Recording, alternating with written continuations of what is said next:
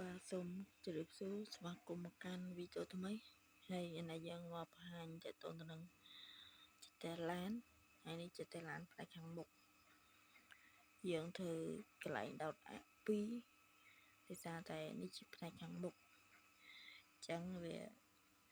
ខ្ញុំដាក់ច្រើនស្ទាត់ដែរនេះផ្នែកខាងមុខខ្ញុំដាក់លោសិនទេ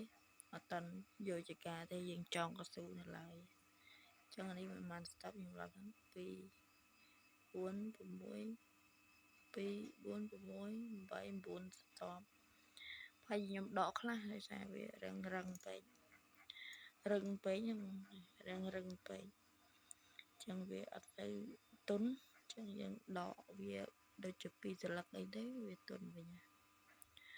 នេះខ្ញុំធ្វើរាងក្រាស់ដែររាង22ខ្ញុំដាក់22ហើយដល់ពេល22យើងវារឹងចេញដកមួយចេញទៅយើងអត់ទៅហត់ដែរធ្វើលឿនហើយវារត់ទៅវាទន់ល្អឡានទន់ល្អចឹងអាចផ្ទះនេះខ្ញុំធ្វើវាបន្ទាត់ដំបូងគឺយើងកាត់មកបន្ទាត់យើងកាត់តែមកកាត់ទៅវិញយើងរ៉ូលដាច់កេះហើយយើងពុតទី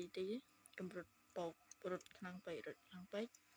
រ៉ូលខ្លាំងពេកពុតខ្លាំងពេកវាអត់ទៅវាវី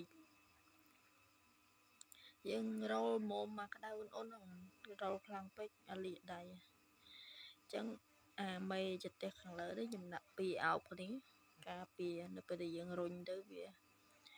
វាមិនដូចឡានមែនទេណាគេនៅពេលយើងរុញវាធ្វើទុកអាចទេសហ្នឹងហើយអញ្ចឹងយើងធ្វើម៉េចឲ្យមេចទេសហ្នឹងស្អាតទៅរឹងទៅល្អទៅព្រោះមេចទេសហ្នឹងវា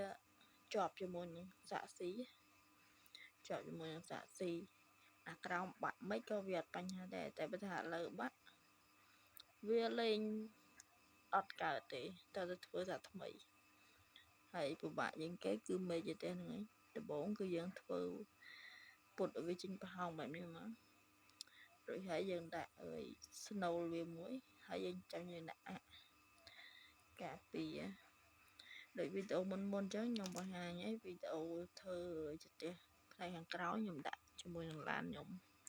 រួចហើយហើយនេះខ្ញុំក៏មកថតលេងឯងចិត្តនេះរាងតូចជាងអាក្រោយវែងជាងធំជាងអាក្រោយក៏ផ្នែកខាងក្រោមវា17សន្លឹកបាត់ហើយ17សន្លឹកអាលើ7សន្លឹកទៀតអញ្ចឹងវារឹងខ្លាំងមែនទេរឹងឡើងចគាត់ទេចគាត់ទៅក៏មិនដែរពេលដឹកសាច់ដឹកអីទៅរឹងមើងហើយចឹងនេះផ្នែកខាងមុខចឹងខ្ញុំធ្វើបានមួយហើយធ្វើលេងទៅត្នេះវាឲ្យយើងទៅដាក់ផ្នែកខាងមុខឡានយើងឲ្យវាមានចិត្តមានអីមែនណាអូខេយើងមានតែប៉ុណ្្នឹងឯងកុំភ្លេចជួយចុច like វីដេអូខ្ញុំមួយផងដើម្បីតាមដានវីដេអូខ្ញុំចុច subscribe ឲ្យមួយផងអរគុណច្រើនអានេះខ្ញុំប្រាប់ឲ្យវិធីសាស្ត្របន្តទៀតនៅពេលដែលយើងធ្វើបានប៉ុណ្ណេះយើងរុំកស៊ូទីខ្ញុំយ៉ាងមកវាត្រង់បន្ទាប់មកយើងយកអំបោះដេកអាវរុំវារុំបញ្ចំកដាលផ្ទះមកហើយយើងរុំឲ្យបានប្រហែល10 20ជុំណារឹងក្រាស់តិចណាតែកុំដល់ថ្នាក់ក្រាស់ចេះពេកបិទកាទៅក្តៅខូចចិត្តបាក់ចិត្តអញ្ចឹងយើងរុំមុំទៅហើយយើងបិទកៅប៉ាត់ជំវិញខ្ញុំមានវីដេអូបងប្អូនអាចទស្សនាបានវីដេអូពេញបើរុំឲ្យបិទកៅទៅ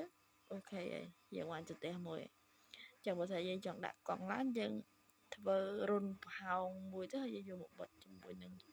អាកន្លែងដែលយើងរុំបោះហ្នឹងទៅហើយយើងដុតកង់មកធ្វើជាឡានបានធ្វើជាកង់ឡានខ្លះបបានដល់ពេលយើងធ្វើចិត្តបានប៉ុណ្ណេះហើយយើងអ្នកចេះធ្វើឡានយើងយល់ហើយយើងអាចធ្វើទៅរួចហើយចឹងនេះចិត្តខាងមុខពេលយើងដាក់គឺយើងដាក់ចេះទេយើងដាក់ចប់សាក់ស៊ីអាក្រោមនេះគឺផ្នែកខាងក្រោមនេះដាក់ចប់ G ឬក៏រុនឡានអីចឹងទៅតែបើថាយើងធ្វើ G គឺវាដាក់ចប់ G ហ្នឹងតុនហើយយើងធ្វើពីបន្ទាត់ទូវាត្រង់ប៉ុណ្ណេះក៏វានៅតែមកវិញទៅប៉ុណ្ណេះមកវិញប៉ុណ្ណឹងអត់មានសល់ទេទៅឲ្យមកសល់អីណាបើសល់តិចតួច យើងលេងយូរទៅឬក៏យើងដាក់ខ្សាច់ចោលដឹកចោលចេះទុកចោលយូរមួយថ្ងៃពីរថ្ងៃទៅវាអាចនឹងហើយងើបមកតែបន្តិចទេវាស្អល់ខ្លះតែយើងលេងដឹកធ្ងន់យើងកុំទុកចោលទៅតែឡើងមែនតើនៅពេលដែលដឹកទុកចោលយ៉ាងនេះ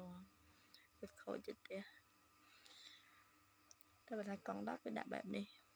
ទៅនេះទៅជាអាក់ដែលជាប់សាក់ស៊ីវិញពេលហ្នឹងកង់10ហើយគេធ្វើរឿងធំតែយើងកង់6យើងធ្វើបែបនេះវិញជប់គ្នានៅវីដេអូក្រោយបាយបាយ